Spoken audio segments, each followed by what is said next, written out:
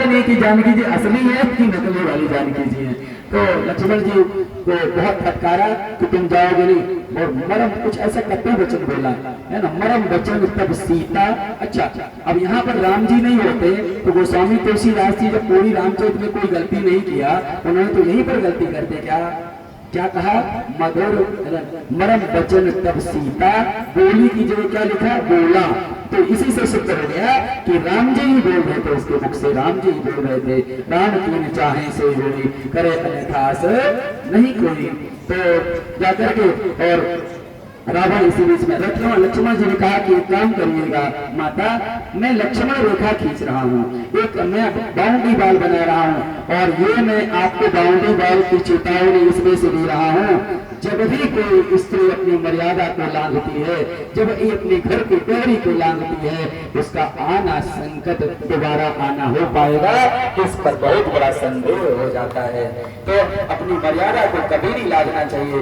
मर्यादा में स्त्री जो है, भारत की मर्यादा स्त्री का गहना है, लज्जा, स्त्री को लज्जाशील होना चाहिए, स्त्री को अपने नियंत्रण में रहना चाहिए, पुरुष के अधीन रहती है। हम ये नहीं कहते कि पुरुष के उसके ऊपर हावी हो जाए, लेकिन स्त्री का जो शरीर है वो पुरुष की आज्ञा में है, उसको आज्ञा में रहना चाहिए, अपमान नहीं करना चाहिए। और पुरुषों को भी चाहिए कि ये पूज्य है, यत्र भार्या पूज्यन्ते यत्र नार्यस्तु पूज्यन्ते रमन्ते तत्र देवता है। स्त्री में, उस घर में स्त्री का सम्मान होता है, आदर किया जाता है, वहां पर देवता वास करते हैं।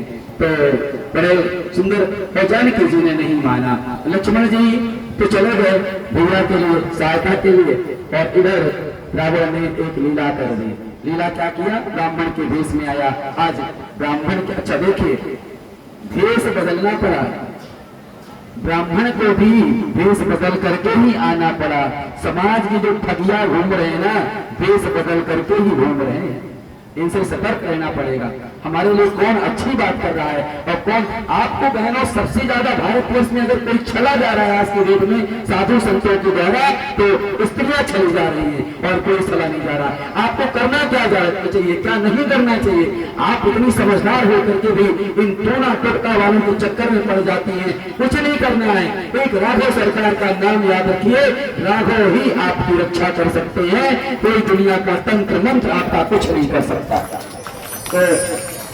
तो रामचरित मानस हमारे संपूर्ण जीवन की समस्याओं का समाधान है, सब समाधान है। कल की कथा में थोड़ी सी मैं बताऊंगा कि रामचरित के 7 कांड में आपकी संपूर्ण जीवन की समस्याओं का समाधान छिपा हुआ है। आपको कहीं इधर उधर भटकने की जरूरत नहीं है। उल्टा बेलपत्र, सीधा बेलपत्र, धतूरा उल्टा फलाना, ये वो करके कभी किसी का कल्याण नहीं हुआ और न होगा।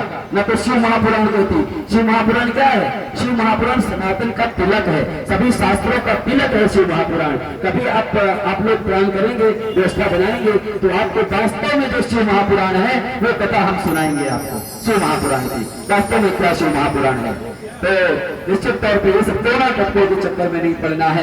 मैया ने बात नहीं मानी, रावण जतु के भेद में आया और बोला कि जब तक बाहर निकल करके भिक्षा नहीं लोगे तब तक भिक्षा नहीं लेंगे।